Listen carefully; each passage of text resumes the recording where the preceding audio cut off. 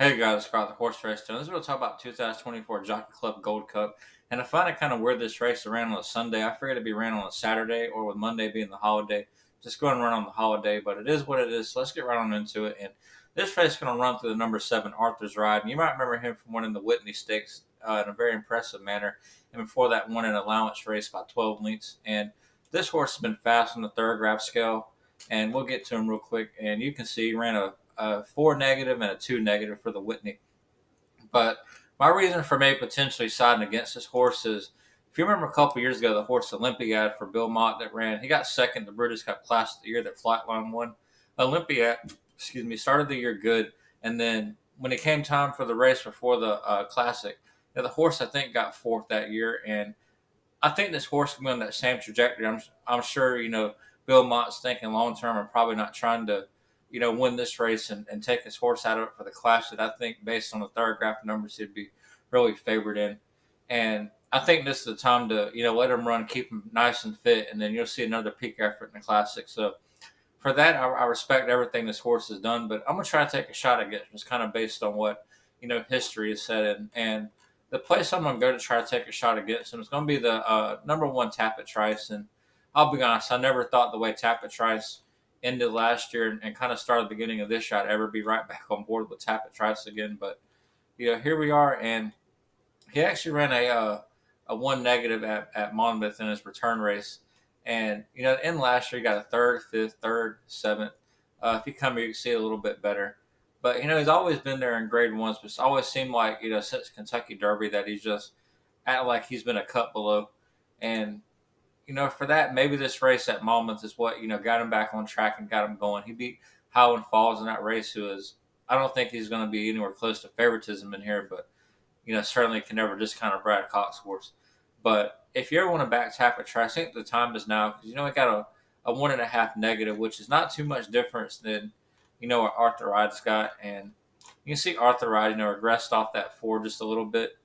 And let's say he goes back to maybe a 0 or something, runs a off race, and certainly a 1.5 negative, or if he could even take a step forward off that, would be enough to win.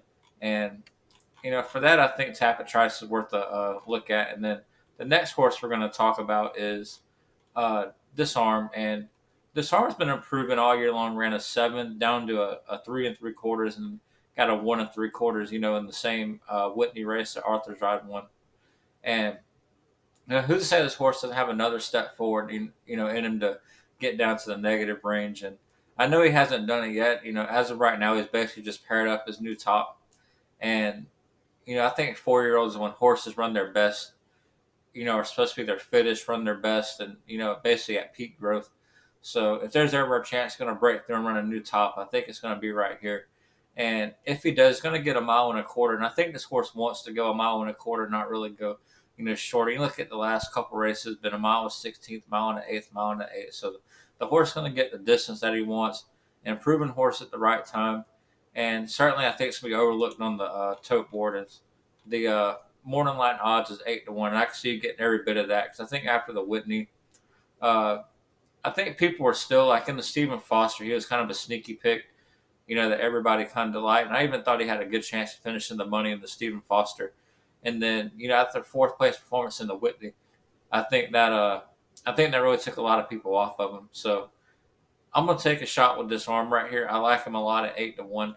And then the next horse I'm going to talk about, in the last horse, I think is Pyrenus. And Pyrenus beat Kings Barnes in the Pimlico Special, and then came back in the Stephen Foster. Of course, King Barnes turned the tables on him. But, on the thoroughbred scale, this horse been improving, ran 4, 4.5, 3, down to 0.5. So suddenly a horse is improving at the right time. And even every start that he's ran, minus this effort right here, has been, improving each and every time. So certainly you can't discount this horse. And I'm not sure if this horse is going to want to get the full 1.25 miles. He's at an end of mischief. But I think he's certainly, definitely a contender that you got to talk about. And if Arthur's Ride falters, I think there's only 3 logical explanations to go, and that's, Pyrenus, Disarm, and Tapit Tries to win. So that's my 3 that I like in the Jockey Club Gold Cup. Thank y'all for watching.